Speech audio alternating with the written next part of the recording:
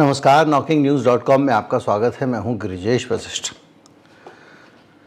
टुकड़े टुकड़े गैंग, भारत तेरे टुकड़े होंगे, इन सब चीज़ों पे जिन्होंने भर भर के देश में वोट बटोरे, नफरत बोई और विचारधाराओं को अर्बन नक्सल करार दिया, उन लोगों के जो तीर्थ स्थल है, उनका जो सबसे प्रिय देश है, जिस देश में उनकी तमाम सारी आस्थाएं हैं, निष्ठाएं हैं कि नहीं पता नहीं, बार बार जाते हैं, अभी से नहीं जाते हैं, बहुत पहले से जाते हैं। सब कुछ वहीं का अच्छा लगता है, नीतियां वहाँ से आती हैं, वहाँ के प्रस्ताव पे जल्दी जल्दी साइन करते हैं। और वही देश अमेरिका भारत को तोड़ने की साजिश रच रहा है, भारत के टुकड़े करना चाह रहा है। ऐसे सवाल, ऐसे एनालिसिस बार बार अलग अलग जगहों से निकल कर आ रहे हैं। पंजाब में खालिस्तान पैदा करने का आंदोलन कनाडा से चलाया जा रहा है। पंजाब में तो लोग इसके समर्थन में हैं नहीं, लेकिन खालिस्तान से ये आंदोलन खड़ा किया जा रहा है, और वो माफ़ कीजिए कनाडा से। और कनाडा के आंदोलन को अगर कोई सबसे ज़्यादा सपोर्ट कर रहा है, अमेरिका कर रहा है। ऑस्ट्रेलिया का अभी आपने देखा होगा एक बयान आ गया है बाकायदा कनाडा के समर्थन में। एस जयशंकर की मौजूदगी में ऑस्ट्रेलिया के विदेश मंत्री ने बयान दे दिया है।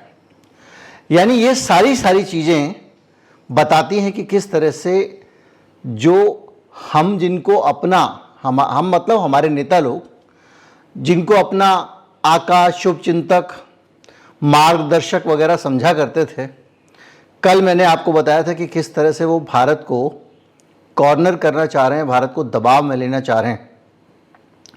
आज आपको उसी अमेरिका की एक और हरकत बताऊंगा, और इस हरकत में बाकायदा भारत को बांट कर, भारत के एक राज्य को अलग करके एक और क्रिश्चियन राज्य बनाने की योजना बना रहा अमेरिका।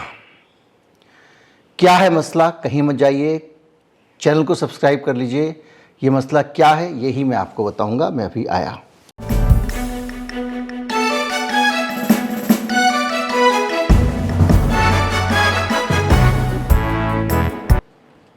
चार सितंबर को, अब 4 नवंबर निकल चुका है, 2 महीने पहले भारत के एक राज्य के मुख्यमंत्री को अमेरिका में जाता है, उसको वहाँ आमंत्रित किया जाता है, और वहाँ पर उस मुख्यमंत्री के ज़रिए एक योजना रखी जाती है, और उस योजना के तहत ये बताने की कोशिश की जाती है कि एक राज्य अलग से बनाया जा सकता है, और ये राज्य बनाया जाएगा जो चिनकुकीज़ हैं, जो आदिवासी हैं, उनको मिलाकर इस राज्य में एक हिस्सा भारत का होगा, एक हिस्सा म्यांमार का होगा, एक हिस्सा बांग्लादेश का होगा। यानी इन तीनों जगह के इन आदिवासियों को इकट्ठा करके, और इनको ये चूँकि एक ईसाई धर्म को मानते हैं, एक नया देश बनाने की योजना चल रही है। ऐसे खुलासे समय समय पर होते आए हैं। और भारत का एक जो मुख्यमंत्री था जो वहाँ पर हिस्सा लेने गया था, उस मंत्रणा में जो इस विषय पर हो रही थी, उसने अपना जो बयान दिया है, उस बयान में उसने बहुत सारे रहस्योद्घाटन किए हैं। मुख्यमंत्री का नाम है लालडुहोमा, जो मिजोरम के मुख्यमंत्री हैं। इस पूरे मामले को समझने के साथ साथ इस मामले में जो समानांतर नैरेटिव भारत में चलाया जा रहा है, जो राजनीति घोली जा रही है, जो हिंदू ईसाई करने की कोशिश की जा रही है, उसको भी हम साथ साथ समझेंगे। और हम ये भी समझेंगे कि कौन सा बयान है लालडुहोमा का जिसने बवाल खड़ा कर दिया। दरअसल इस बयान में उन्होंने बहुत लंबा एक भाषण दिया, और ये भाषण भी बाकायदा मिजोरम सरकार की सरकारी वेबसाइट पे पड़ा हुआ है कि उन्होंने क्या क्या भाषण दिया। ये वहाँ के जनसंपर्क विभाग ने एक प्रेस रिलीज जारी करके बताया है कि लालडुहोमा ने देश में एक नया देश बनाने की।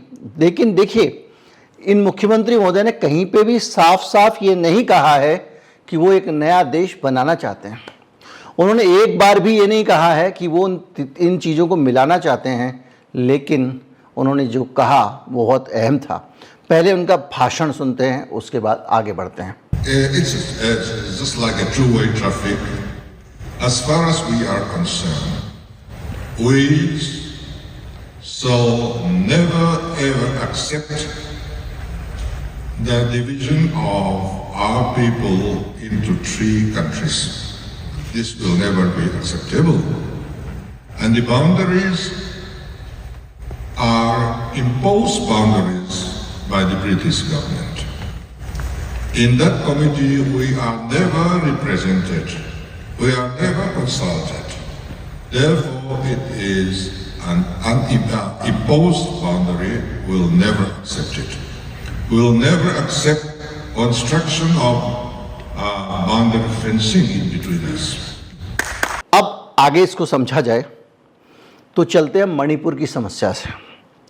मणिपुर में आप देख रहे होंगे कि एक लंबे समय से एक एक्सपेरिमेंट चल रहा था, और जो वहाँ के मैतेई हैं बहुसंख्यक, उनके बीच में एक वातावरण चला जा रहा था कि ये कुकी जो आदिवासी हैं, ये धीरे धीरे करके, चूँकि ये आदिवासी हैं, इनको रिजर्वेशन मिला हुआ है, तो ये आके नीचे आपके पूरे मणिपुर पे कब्ज़ा कर लेंगे और हम लोग कहाँ जाएंगे। चूँकि मैदानी इलाका जो है मणिपुर का, वहाँ की राजधानी भी है इम्फाल, तो ये निश्चित तौर पे जो भी व्यक्ति जिसके पास थोड़ा बहुत धन संपदा होती है वो अपने राज्य की राजधानी में ही बसता है। तो वहाँ के लोगों को ये समझाया जाने लगा। यहाँ बहुत सारे लोग नागपुर वागपुर के पहुँचे थे, वहाँ पे लंबे समय उन्होंने कैंप किया। उन्होंने बाद में जब अशांति होगी तब भी एक लेख लिख के इन चीज़ों को जस्टिफाई करने की कोशिश भी की। तो वहाँ पर ये जो चूड़ा चांदपुर इलाका है मणिपुर का, उस जगहों पर जंगल में जो रहने वाले लोग हैं उनके खिलाफ एक नैरेटिव चला गया और बड़ी संख्या में ये समझाने की कोशिश की गई कि देखो यहाँ पर आके म्यांमार से बहुत सारे आदिवासी जंगलों में बस रहे हैं, जंगलों में नई नई कॉलोनियाँ और बस्तियाँ बन रही हैं और भारत के अंदर विदेशियों को बसाया जा रहा है। और ये नैरेटिव दिखा के मणिपुर में जो बहुमत लोग हैं उनको, जो चूँकि आप जानते हैं कि बहुमत की पॉलिटिक्स कैसे करनी है, हरियाणा में बहुमत नॉन जाटों को इकट्ठा कर लो, यूपी में बहुमत नॉन यादवों को इकट्ठा कर लो, तो वहाँ पर बहुमत मैतेई को इकट्ठा करने की राजनीति चली थी। और वो चलते चलते एक बीच में एक घटनाक्रम हो गया, उससे वो बिखर गई, जो अभी तक मणिपुर बिखरा हुआ है। तो उस मणिपुर का जो चूड़ा चांदपुर वाला हिस्सा है वो मिजोरम का पूरा राज्य, और इसके अलावा जो म्यांमार का चिन स्टेट है वो, इसके साथ साथ बांग्लादेश के भी कुछ इलाके, जिसमें कि आपका बंदरबान डिस्ट्रिक्ट और चित्तगांव डिस्ट्रिक्ट, इनके इलाके, इन सबको मिला के, कॉम्बिनेशन मिला के ये कहा जा रहा है कि हम एक जोगम स्टेट बनाएंगे। अब ये जोगम स्टेट क्या होगा? ये एक ऐसा राज्य देश बनाएंगे जिसमें म्यांमार, बांग्लादेश और भारत के मिजोरम और मणिपुर के हिस्से मिलाकर एक देश बनाया जाएगा। और ये जो स्वतंत्र देश होगा, हालांकि जो उसके नेता हैं, चूँकि देखिए जो हमारे मिजोरम के मुख्यमंत्री हैं उनका नाम क्यों आ रहा है बार बार? उनका नाम इसलिए आ रहा है कि वो उस पूरे इलाके का जो कुकी आदिवासियों का जो गढ़ है उसको बहुत हद तक वहाँ की जो लोकल आइडेंटिटी है उसको सपोर्ट करते हैं, उस आदिवासी आइडेंटिटी को, या कहे कि उस आदिवासी क्रिश्चियन आइडेंटिटी को।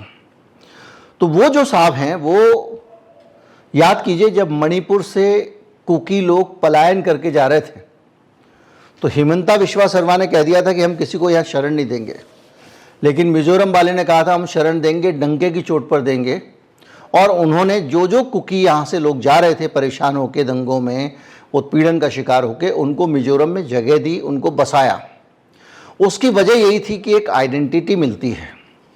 जो इलाके चूड़ा चांदपुर वगैरह मणिपुर के इलाके हैं उसमें जो लोग आते हैं कहाँ से? म्यांमार से। और वो लोग जो बस रहे हैं उनके बड़ी संख्या में पलायन के पीछे जो म्यांमार में अत्याचार हो रहा है तो वो यहाँ आ जा रहे हैं, मणिपुर में यहाँ के लोग कुकी उनको बसा रहे हैं।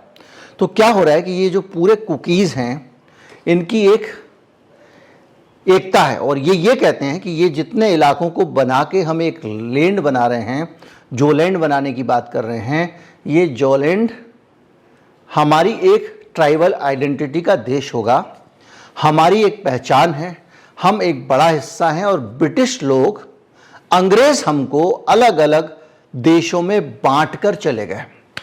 ये ठीक वैसी ही शिकायत है जैसी कुर्दों की शिकायत है कि हमको थोड़ा तो डाल दिया आपने टर्की में, और थोड़ा ईरान में फंस गए हम, थोड़ा सीरिया में फंस गए। इस तरह से इनकी भी शिकायत है कि हमको अलग अलग देशों में बांट दिया, जबकि हमारी नेशनलिटी तो एक ही है।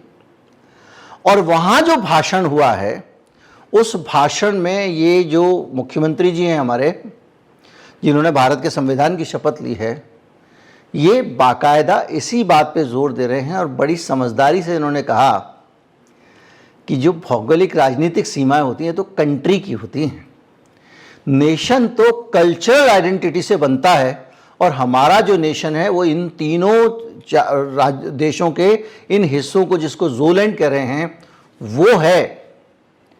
और ये जो है ये तो कंट्री है। अब वो बड़ी खूबसूरती से ये कह सकते हैं कि हम तो ये कह रहे हैं कि ये लैंड भारत की सीमा के अंदर ही बन जाए, तो क्या आप क्या कर लोगे। इस पे थोड़ा बैकग्राउंड में जाएं तो बांग्लादेश की शेख हसीना जो भागकर भारत आ गई हैं, उन्होंने एक इंटरव्यू दिया था जिसमें ये कहा था कि एक गोरा आदमी उनसे आकर मिला था, और उस आदमी ने ये कहा कि हमको अमेरिका का मिलिट्री बेस बनाने दो भैया। कहाँ पे? बांग्लादेश में। बांग्लादेश में मिलिट्री बेस हम बनाएंगे, और जब बांग्लादेश में मिलिट्री बेस बनाएंगे तो क्या होगा, वहाँ पर खड़े होकर अमेरिका अपने जहाज वहाज फौज फाटे की मदद से इस पूरे इलाके को, दक्षिण एशिया को नियंत्रित कर पाएगा। म्यांमार में जो सैनिक तख्ता पलट हुआ है, जो वहाँ की सैनिक सरकार है, उसको भी काफ़ी हद तक अमेरिकन समर्थन की बातें बताई जाती हैं। और इसके साथ साथ सैनिक अड्डा बनाने के साथ साथ शेख हसीना ने एक और बयान दिया था और ये बताया था कि ये जो जोगेम लैंड है, इसको बनाने में भी उन्हें मदद करनी चाहिए, ये उनसे कहा गया था। तो जो बयान आया था उनका, उसमें उन्होंने ये कहा था कि मैं शेख मुजीबुर रहमान की बेटी हूँ जिसने बांग्लादेश को बनाया, और हम अपने देश को तोड़ने के लिए काम नहीं करेंगे। अब खबर आ रही है कि उनका तख्ता पलट अमेरिका ने ही किया है, ये लगातार खबरें आ रही हैं। और अमेरिका को अब वो जो वहाँ पर एक सैनिक अड्डा बनाना चाहता था, सैनिक बेस बनाना चाहता था, उसके लिए अंदर ही अंदर ज़मीन देने का काम शुरू कर दिया है बांग्लादेश के नए निजाम ने।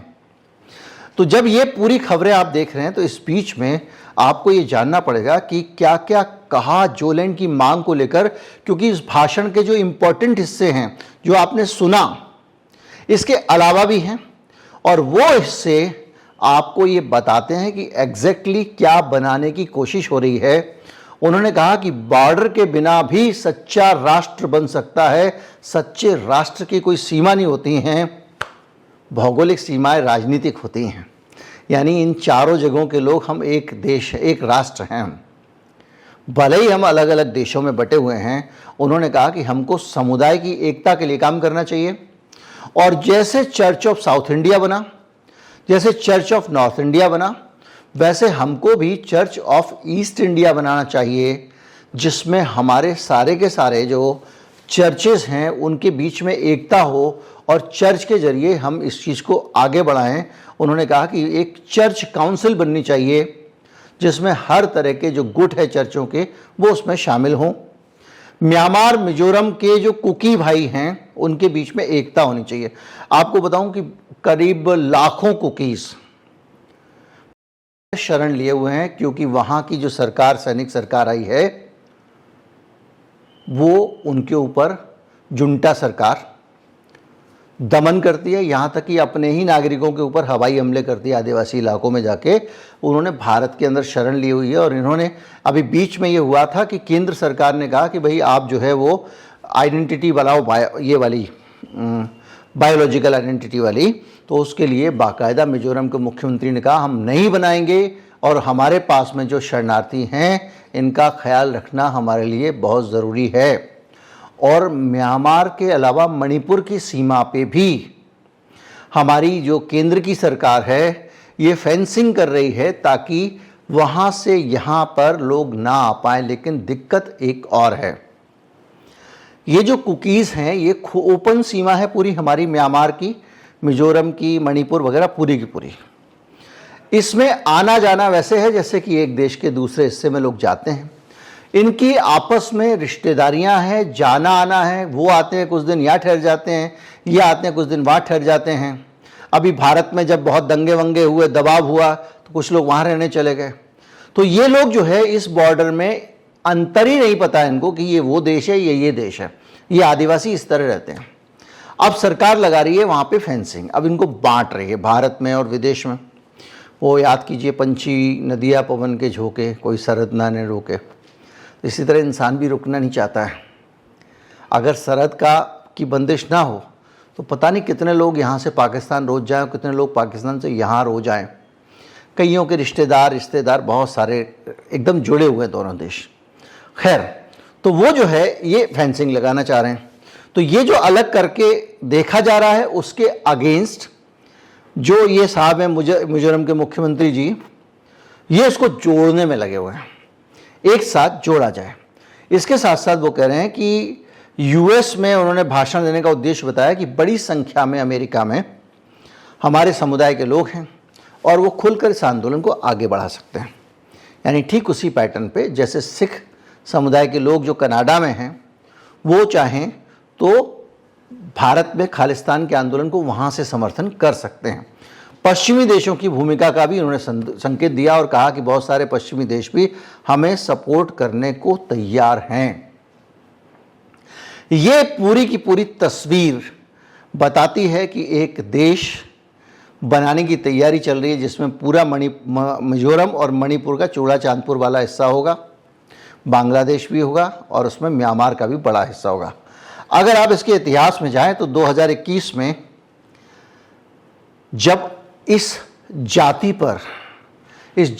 पर अत्याचार शुरू हुए, म्यांमार में सत्ता पलट हुआ, तो हज़ारों लोग मिजोरम की तरफ भागे।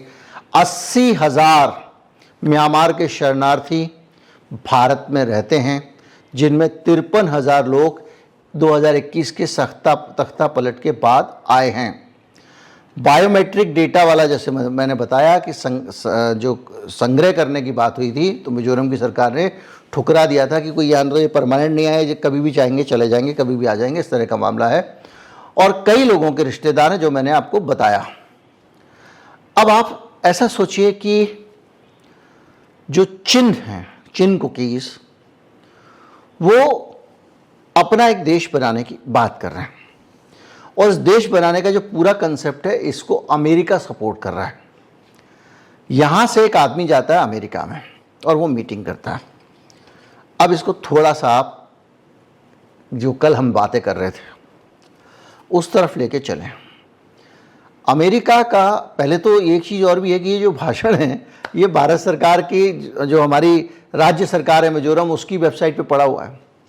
और दुर्भाग्य से इस देश में सरकार और पार्टी की लाइन बहुत पतली होती जा रही है। मोदी जी को पता ही नहीं चलता कभी कि हम सरकारी कार्यक्रम में भाषण देने आए हैं और हम सरकार के खर्चे से भाषण दे रहे, तो यहाँ हमको पार्टी का प्रचार नहीं करना है। और ये अब बिल्कुल थिन लाइन हो गई है, अब ये लाइन रही नहीं है। कोई भी आदमी कभी भी किसी सरकारी आयोजन में भी पार्टी का प्रचार कर रहा है और पार्टी के पक्ष में भाषण दे रहा है बेशर्मी के साथ में। यहाँ तक कि सरकारी विज्ञापनों में भी पार्टी के प्रचार को अब की बार भाजपा सरकार टाइप का लिख के किया जा रहा है। पैसे किसके हैं? सरकार के, केंद्र के, राज्य सरकार के। खैर, अब इसी तरह से ये जो मिजोरम वाले भाई साहब हैं, इन्होंने प्रेस रिलीज जारी की। अब आप इसको ऐसे समझें कि भारत जो है, मैंने कल जो वीडियो बनाया था कि किस तरह से तृतीय विश्व युद्ध की संभावनाएं सी आसपास दिखने लगी हैं, और उसके बीच में भारत की चुनौतियां बड़ी होती जा रही हैं। भारत ने अमेरिका को साधने की भी कोशिश की। मोदी जी तो सोचते हैं कि इनको सब लोग, मैं एक दिन उस इलाके वाली से मिल लूँगा, दूसरे दिन दूसरे इलाके वाली से मिल लूँगा, दोनों बीवियाँ खुश रहेंगी, ऐसी एक सोच होती है ना। वाह जना वैसा कुछ करके एक सीरियल आता था बड़ा रोचक सा, उसमें उसकी 2 पत्नियाँ थीं, तो उसी तरह से 2 नावों की सवारी करने में रहते हैं। तो ये बीच में चले गए, जेलेंस्की से मिला है, फ़ोटो खिंचाए ताकि अमेरिका जो है थोड़ा शांत हो जाए। मैंने आपको बताया था, तब भी बताया था आपको, बहुत सारी चीज़ें मैं समय से पहले बता देता हूँ। तो नतीजा क्या हुआ था, यहाँ से डोभाल साहब को जाके पुतिन को ब्रीफ करना पड़ा, और पुतिन ने भी बाकायदा वीडियो बना के रिलीज़ कर दिया कि देखो ये सफाई देने आया है मोदी जी की तरफ से। उस सफाई को सुन के अमेरिका भी दक गया था, और दौड़े दौड़े मोदी जी यहाँ से गए थे, ये भी मैंने आपको बताया था, अचानक।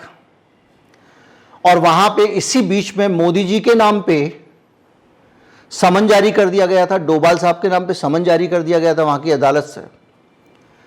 और ये जो पूरा दबाव की टैक्टिक्स चल रही है, इसी के बीच में कनाडा के अंदर लगातार गतिविधियां बढ़ रही हैं।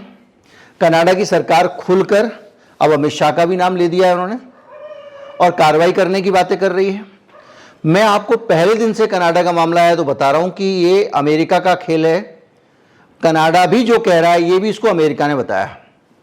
और ये जो 5 देश हैं, 5 आईज, ये पांचों के पांचों मिलके बोलेंगे, तो ऑस्ट्रेलिया वाले ने बोल दिया है। यानी ये भारत को एक तरफ, कश्मीर में आप देखिए कितनी तेजी से अलगाववादी गतिविधियां एकदम तेज हो गई। कश्मीर में तेजी से अलगाववादी, ये मान के चलिए जो शांति है, जो लोग कहते हैं 56-58 इंची इनसे काबू नहीं हो रहा है। और ये जो अभी तक कुछ बीच में शांति थी, वो ऐसे थी कि आपने हर घर पे पुलिस लगा दी थी, तो कुछ दिन के लिए शांति रही। नेताओं को नज़रबंद कर दिया था, वो कर दिया था, सड़कों पे सन्नाटा, कर्फ्यू, पूरे राज्य में इंटरनेट बंद, ये सब कर दोगे तो कुछ समय के लिए चीज़ें रुक जाती हैं, लेकिन स्थायी रूप से नहीं रुकी। अब वो शुरू हो गई है। तो कश्मीर में तनाव, खालिस्तान का गड़ा मुर्दा उखाड़ने की कोशिश, और किसके, बाकायदा कनाडा की सरकार के संरक्षण में। इधर नॉर्थ ईस्ट के अंदर भी टुकड़ा करने की कोशिश, यानी जो टुकड़े टुकड़े देश है, वो देश अपने आप में जो है पूरी तरह से भारत के खिलाफ काम करने में लगा हुआ है, और वो भारत की सरकार को दबाव में लेना चाहता है कि देखो हम तुम्हारे देश को नुकसान पहुंचा सकते हैं, तुम्हें परेशान कर सकते हैं, पराजित भले ही ना कर पाएं। इसे भलाई इसी में है कि जो ब्रिक्स वाला, चीन वाला, रूस वाला, ये जो दोस्ती वाला हिस्सा है, इससे दूर हो जाओ। लेकिन एक दोस्त ने कभी हमको बुरे वक्त में साथ दिया हमेशा, उस रूस को हम कैसे छोड़ दें, ये बड़ा सवाल है। और तुमने हमेशा दगा दिया। तुमने कभी पाकिस्तान के साथ खड़े हो गए, जब बांग्लादेश बन रहा था तो 7वां बेड़ा भेज दिया। वो तो रूस की पनडुब्बियां ना लगी होती उसके पीछे, तो तुमने तो भारत पे आक्रमण कर दिया होता। और ऐसा नहीं है कि ये कोई अमेरिका के लिए हम काल्पनिक बातें कर रहे हैं, कहानी किससे। मैंने एक डेटा निकाला कि किस तरह से दुनिया में ये उठापटक करते हैं।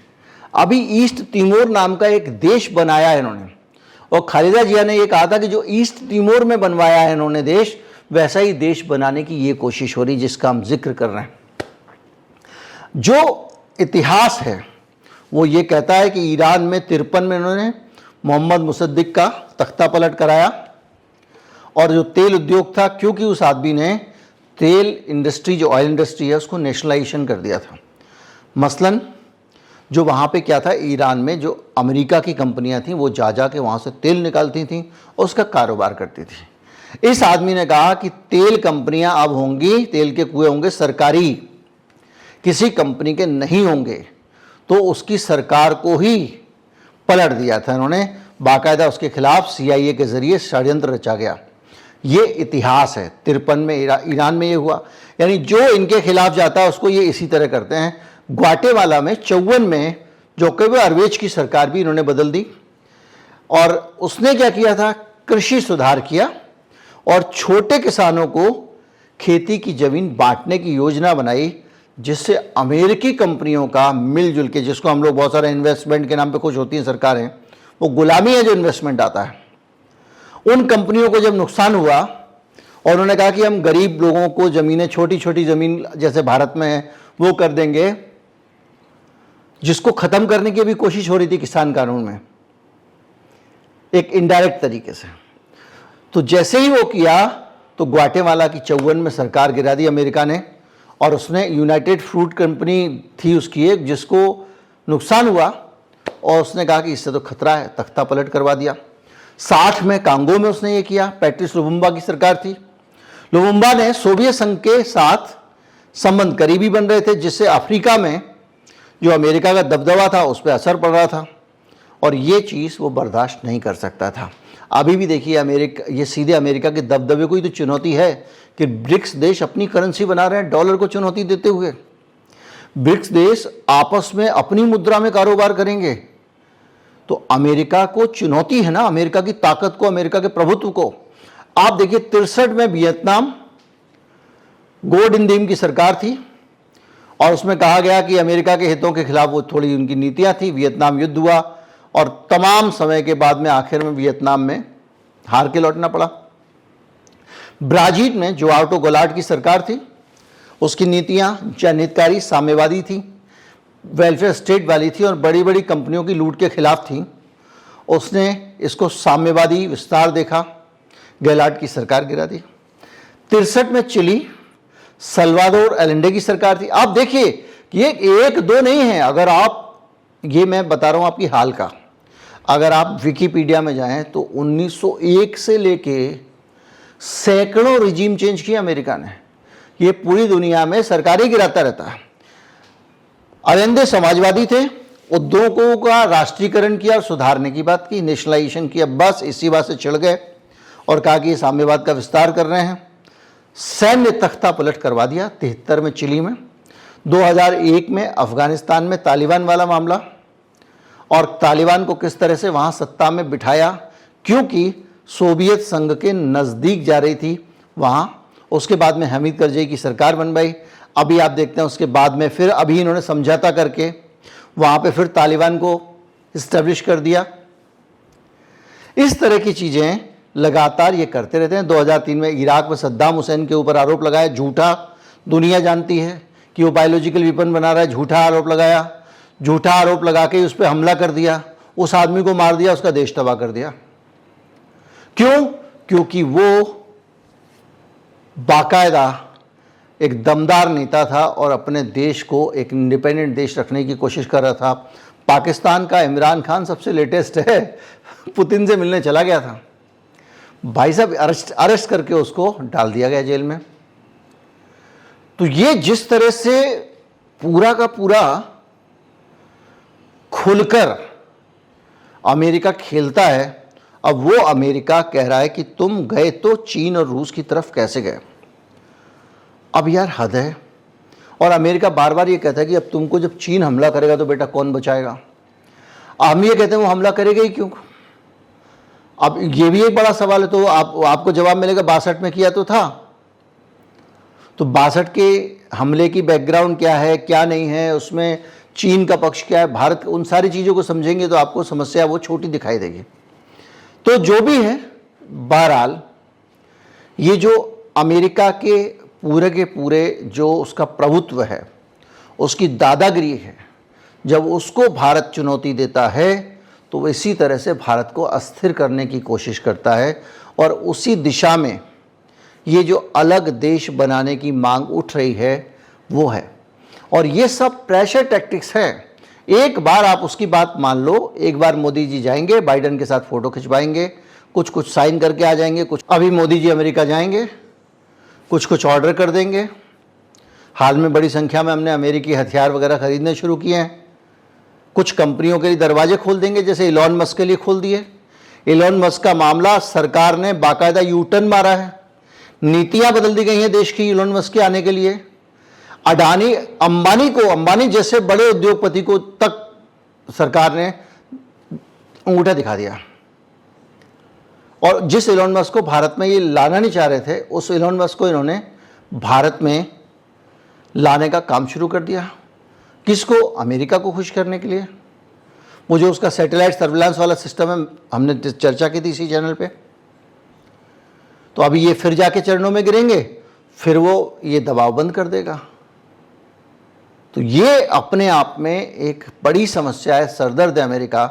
और इस बार हिम्मत करिए तो खरी लें, आर पार हो जान दें। इंदिरा गांधी ने भी बहुत सालों तक अमेरिका को फेंक के रख दिया जी, निर्घुट आंदोलन चलाते रहे वो। वहाँ जाके निक्सन की आंखों में आंखें डाल के इंदिरा गांधी जिस तरह से वो लड़ी हैं वो अद्भुत है, और उसने ही भारत के स्वाभिमान को बढ़ा रखा है। नेहरू से लेके इंदिरा तक, यहाँ तक कि राजीव गांधी तक, हमने अपनी नीतियों को काफ़ी स्वतंत्र रखा और हमको उसको स्वतंत्र अब रखना चाहिए।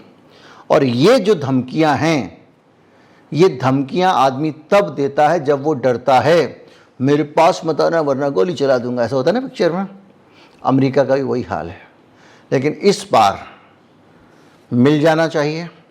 जिस तरह से हज़ारों लोगों की हत्या हो रही हैं गाज़ा में, जिस तरह से तमाम चीज़ें हो रही हैं, बाकायदा इन सब लोगों को जो अमेरिका के सताए हुए हैं, थोड़ी आज़ादी के लिए लड़ाई लड़नी चाहिए।